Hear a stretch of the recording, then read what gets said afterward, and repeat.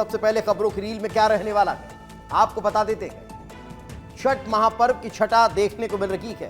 आज बात इसी की करते हैं। तो आपको मथुरा, जहां संत प्रेमानंद महाराज की पदयात्रा के दौरान भक्तों की भारी भीड़ देखने को मिली, वो बताऊंगा, लेकिन उससे पहले जरा छठ महापर्व की छठा देख लीजिए, जिसमें तमाम दिग्गज नेता भी छठ घाटों पर नजर आए हैं। मंत्री नित्यानंद राय ने अपने परिवार के साथ घाट पर पूजा की और लोगों को आशीर्वाद दिया।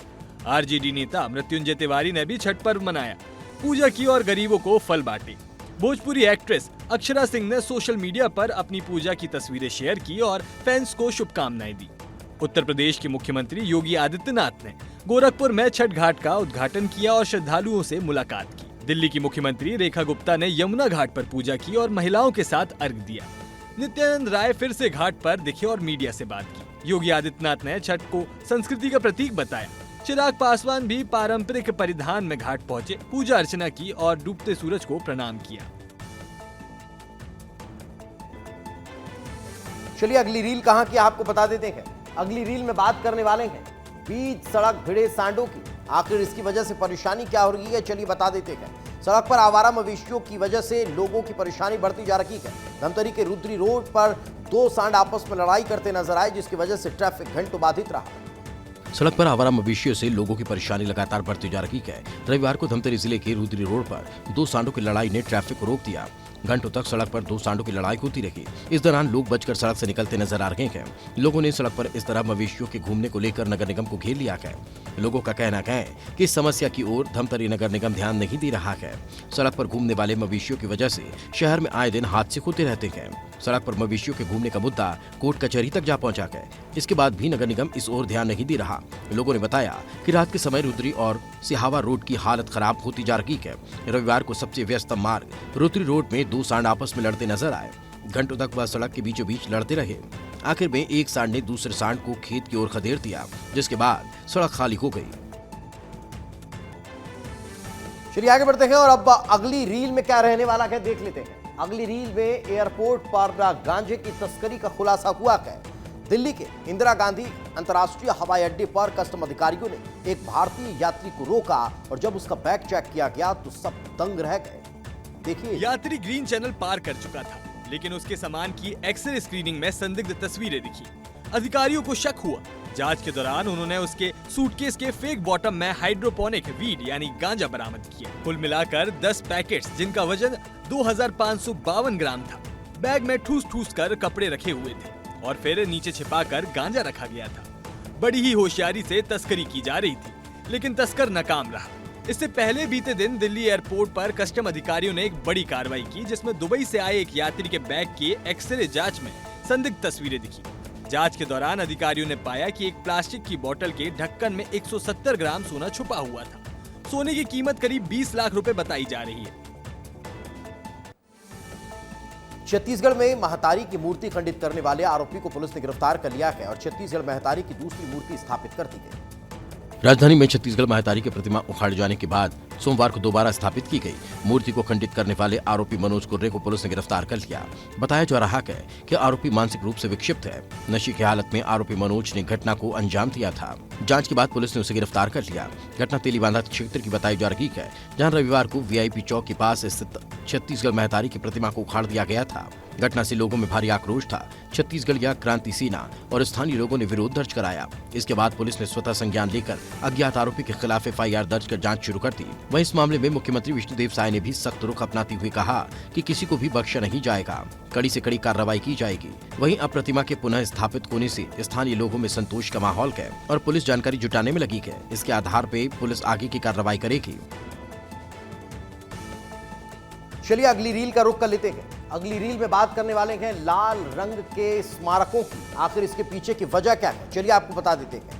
पूरे देश भर में कई ऐतिहासिक स्मारक लाल रोशनी से नहा उठे हैं। दिल्ली के लाल किला, इंडिया गेट, संसद भवन, साउथ ब्लॉक और नॉर्थ ब्लॉक को भी लाल रंग की रोशनी से सजाया गया है। ये लाल रंग क्यों लगाया गया है, आप इस रील में देखिए। दिल्ली के अलावा बिहार के गया में महाबोधि मंदिर में भी लाल रोशनी से चमक देखने को मिल रही है। यह सब डिस्लेक्सिया नाम की बीमारी के बारे में लोगों को जागरूक करने के लिए किया गया है। डिस्लेक्सिया एक ऐसी डिसेबिलिटी है जिसमें बच्चे पढ़ने लिखने में बहुत परेशानी महसूस करते हैं। यह पहल बच्चों को इस समस्या को समझने और उन्हें मदद करने का संदेश दे रही है। लाल रोशनी देखकर हजारों लोग रुककर तस्वीरें ले रहे हैं और इस मुद्दे पर बात कर रहे हैं। यही लाल रंग का उद्देश्य भी था कि ज्यादा से ज्यादा लोग इसके बारे में जाने। डिस्लेक्सिया से जूझ रहे बच्चे बहुत होशियार होते हैं, बस उन्हें सही तरीके से पढ़ने और पढ़ाने की आवश्यकता है। इस कार्यक्रम में कई एनजीओ और सरकारी संस्थाएं शामिल थी। लोगों ने सोशल मीडिया पर लाल रोशनी वाली तस्वीरें शेयर की और जागरूकता फैलाई। अब चलिए नजर अगली रील पर दौड़ा लेते हैं। अगली रील में सीएम धामी कबड्डी खेलते हुए नजर आ रहे हैं। तो रील उत्तराखंड के देहरादून से है। यहां पर मुख्यमंत्री पुष्कर सिंह धामी ने राजीव गांधी नवोदय विद्यालय में आयोजित सांसद खेल महोत्सव में हिस्सा लिया और कबड्डी खेलकर खिलाड़ियों का उत्साह बढ़ाया है। इस कार्यक्रम में मुख्यमंत्री ने खुद मैदान पर उतरकर युवाओं के साथ कबड्डी खेली, जिससे सभी खिलाड़ी और दर्शक काफी उत्साहित हुए। मुख्यमंत्री का इस तरह से खेल में भाग लेना छात्रों के लिए प्रेरणादायक रहा। अब ये वीडियो सोशल मीडिया पर खूब वायरल हो रहा है, जिसमें सीएम धामी खिलाड़ियों के साथ मिलकर कबड्डी खेल रहे हैं। सीएम धामी अटैकर बनकर मैदान में उतरे। खिलाड़ियों ने उन्हें पकड़ने की कोशिश की और खुद को डिफेंड भी किया। कुछ ही देर में सीएम धामी अपने पाले में वापस आ गए। इस दौरान सीएम धामी के चेहरे पर तो खुशी थी ही, लेकिन वहाँ के खिलाड़ी इससे बेहद खुश हुए।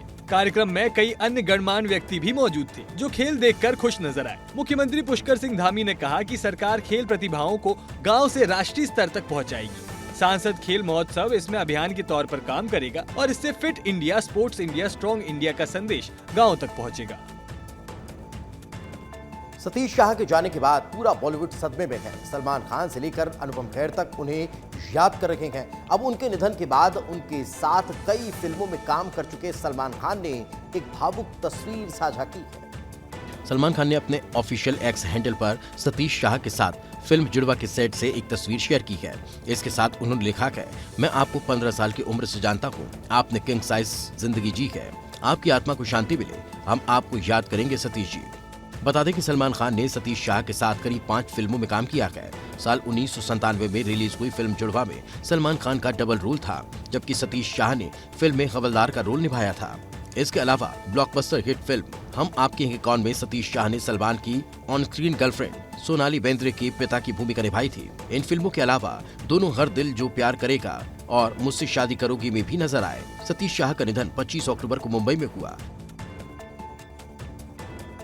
अगली रील है राजस्थान के किशनगढ़ से, जहां पर एक शख्स दलदल में गले तक फंस चुका है और कई देर तक बाहर निकलने की कोशिश करता रहा। जितना कोशिश कर रहा था उतना ही धंसता जा रहा था।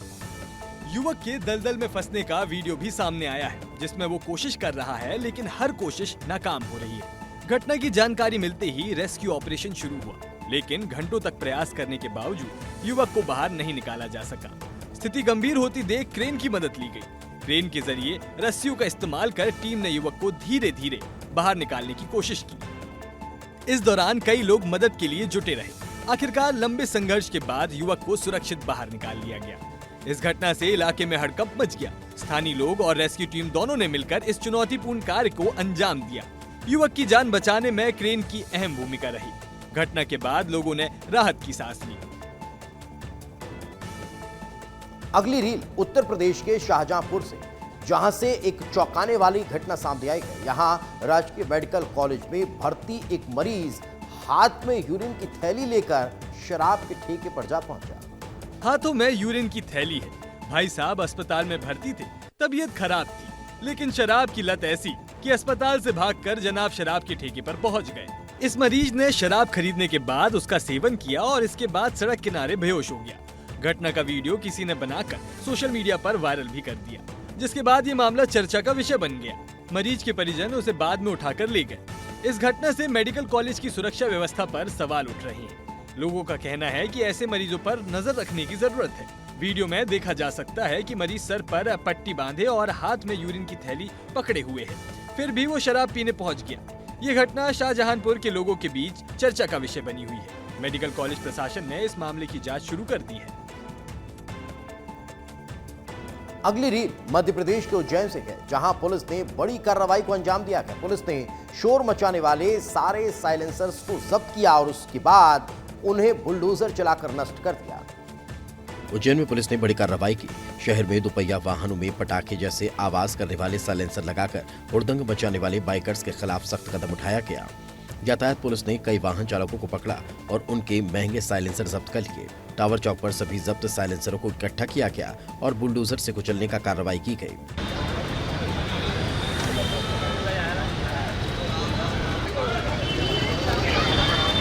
कुल 50 साइलेंसरों पर यह कार्रवाई हुई, जिससे बम पटाखे जैसी आवाज करने वाले साइलेंसर अब खत्म हो चुके हैं। पुलिस का कहना है कि इससे शहर में शांति बनी रहेगी और हुड़दंग करने वालों पर लगाम लगेगी। यह अभियान अभी जारी है और ज्यादा बाइकर्स पर नजर रखी जा रही है। चलिए आगे बढ़ते हैं और अब बात अगली रील की कर लेते हैं। अगली रील में किंग कोबरा पकड़ में ही नहीं आ रहा था। आखिर मामला कहां का है? उत्तराखंड के हरिद्वार का है। यहां 12 फीट का एक किंग कोबरा बस्ती में पाया गया, जिसके बाद किंग कोबरा को पकड़ने के लिए इसने कैचर को बुलाया गया, लेकिन उसको कड़ी मशक्कत का सामना करना पड़ा।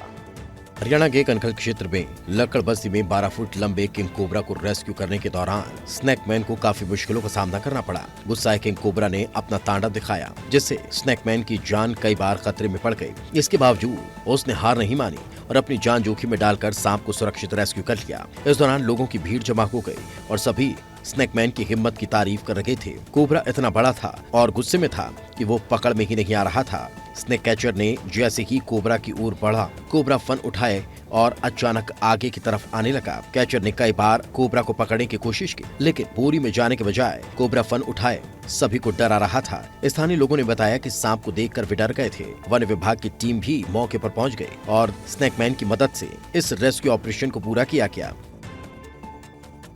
सलमान खान को लेकर सोशल मीडिया पर चल रही एक सनसनीखेज खबर का सच सामने आ चुका है। दावा किया जा रहा था कि पाकिस्तान में सलमान खान को आतंकी करार दिया गया है, लेकिन यह खबर पूरी तरह से फेक निकली। सोशल मीडिया पर बीते कुछ दिनों से एक पोस्ट वायरल हो रही थी, जिसमें कहा गया कि पाकिस्तान की एक एजेंसी ने सलमान खान को आतंकी बताया है। इस पोस्ट को हजारों बार शेयर किया गया है और लोगों में अफवाह का बाजार गर्म हो चुका है।